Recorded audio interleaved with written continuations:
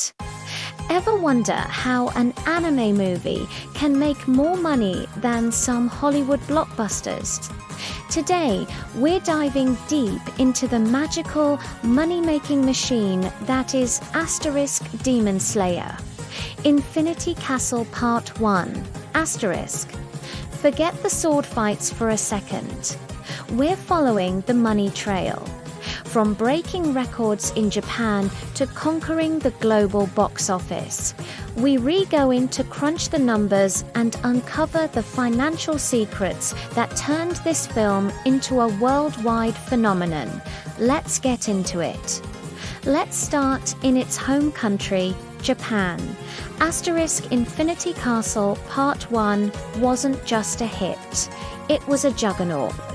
Released on July 18, 2025, it rocketed to 17.64 billion yuan, which is about 119 million US dollars in just 17 days.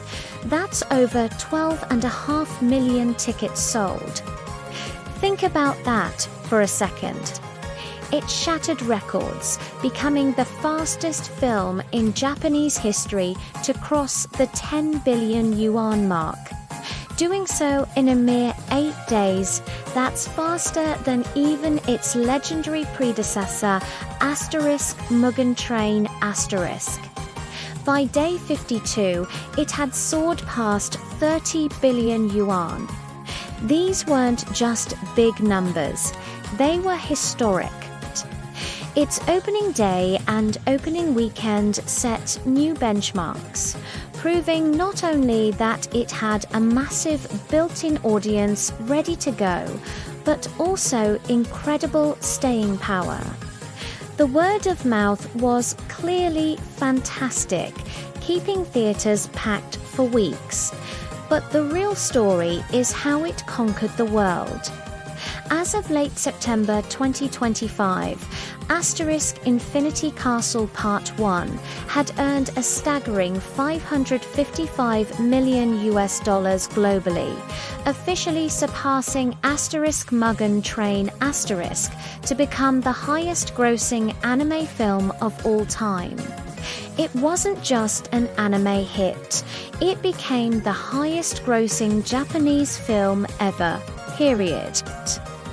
The international appeal was undeniable.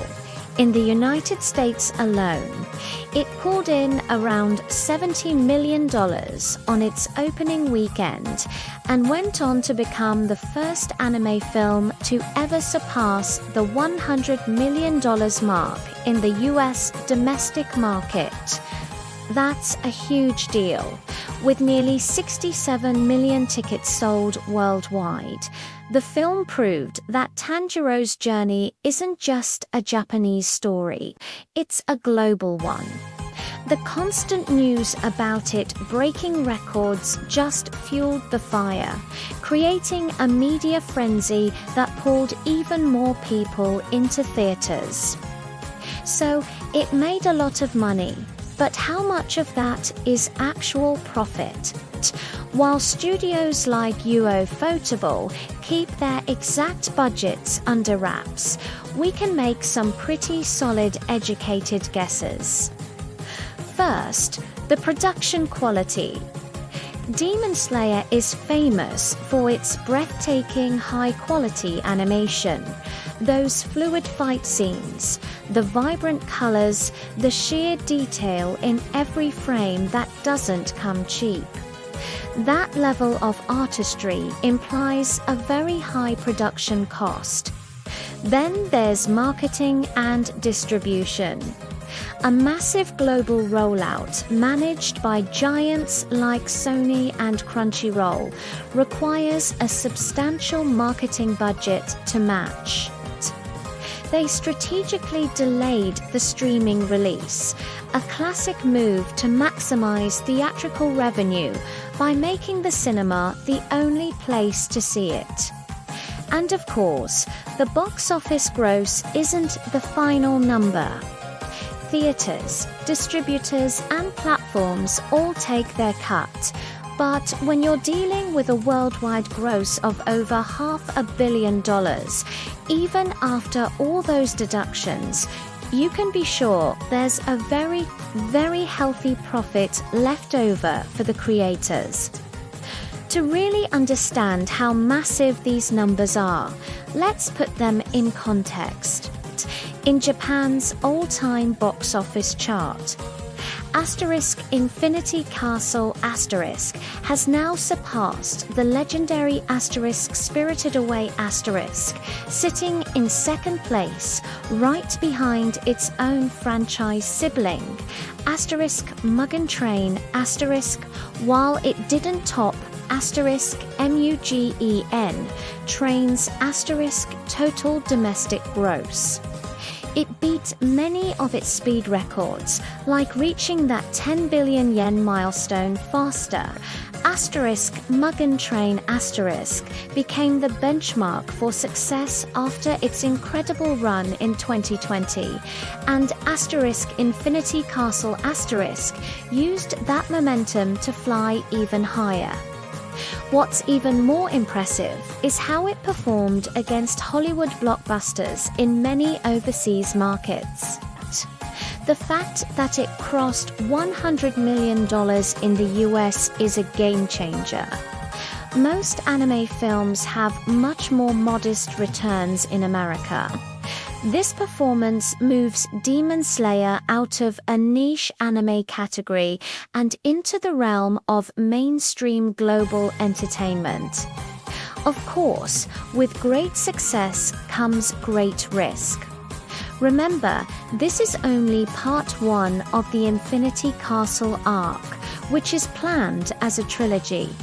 This strategy spreads out the enormous production costs, but it also spreads the risk. The studio is betting that the audience will stay just as excited for the next two films. There's also the constant tension between theatrical releases and streaming. Delaying the streaming debut was key to its box office success, but consumer habits are changing. Some fans would rather wait to watch at home. It's a delicate balancing act. On top of that, the high production values, the costs of releasing in premium formats like IMAX, and the expenses of international dubbing and subtitles all add up. And let's not forget currency fluctuations. A film earning money in yen, dollars, and euros means the final profit. Converted back to yen for the studio can change depending on exchange rates. So, what do these hard numbers really tell us about what drove the profit?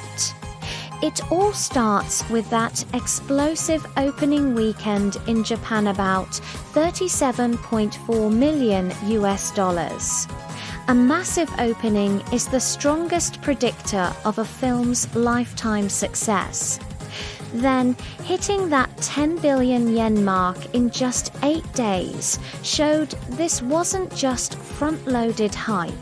It had genuine, powerful audience pull and fantastic word of mouth. The fact that it kept climbing to over 31 billion yen by day 52 proves its incredible momentum and staying power. It wasn't just a flash in the pan. And finally, that 100 million plus gross in the US market is a massive revenue stream that many other anime films simply don't have. It shows the franchise has successfully crossed over and built a dedicated fan base in the West. A huge part of this financial success comes down to a brilliant distribution strategy. Releasing in Japan first, building hype, and then methodically rolling it out internationally, while holding back the streaming release is a masterclass in maximizing box office revenue. It creates a sense of urgency and makes going to the theater feel like a special event. every time the film broke a record, fastest to 10 billion, biggest US opening for an anime, it generated free publicity. This news coverage acts like a giant advertisement, attracting casual moviegoers who might have missed it otherwise. It's a self-perpetuating cycle of success. Big numbers lead to big headlines, which lead to even bigger numbers. It's a perfectly executed financial feedback loop. It's also crucial to remember that this movie didn't appear in a vacuum. It stands on the shoulders of a giant franchise. The original manga, the previous anime seasons, and Mugen Train all did the heavy lifting of building a massive, loyal fan base. The movie inherited an incredible amount of brand recognition and goodwill, which dramatically lowered the barrier for marketing. And the revenue doesn't stop at the box office. We're talking about a merchandising empire: figures, clothing, collectibles, and countless brand tinies that likely add tens of millions of dollars in additional revenue. Plus, there's the long-term income from international licensing for streaming and TV rights long after it leaves theaters. The movie is just one, albeit massive, piece of the Demon Slayer financial puzzle. The success of Infinity Castle sends ripples across the entire anime industry. It has raised the bar for everyone. It sets new expectations for production quality, global marketing strategies, and what an anime film can achieve at the box office. It's a powerful case study proving that anime can compete on the global stage with the biggest Hollywood players. The film's incredible performance in the US and other Western markets highlights just how valuable these territories have become. You can bet that studios behind other major franchises are taking notes on Demon Slayer's strategy, the trilogy structure, the theatrical first window, and the powerful synergy between the film, streaming, and merchandise.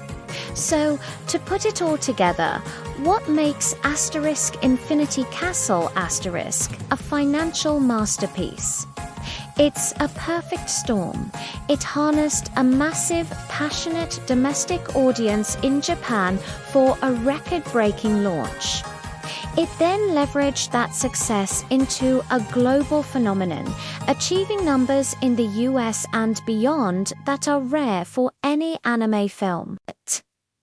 This was all guided by a smart, patient distribution strategy that maximized theatrical revenue before moving to other platforms. And it was all built on the rock-solid foundation of a beloved franchise with immense brand power. Crossing over $555 million worldwide is unjust a a landmark achievement that redefines what's possible for anime in the world of global cinema. And that's a wrap on our financial breakdown of Demon Slayer, Infinity Castle Part 1, It's amazing to see how art and commerce can come together to create something so spectacularly successful. If you enjoyed this deep dive, please give this video a thumbs up and hit that subscribe button.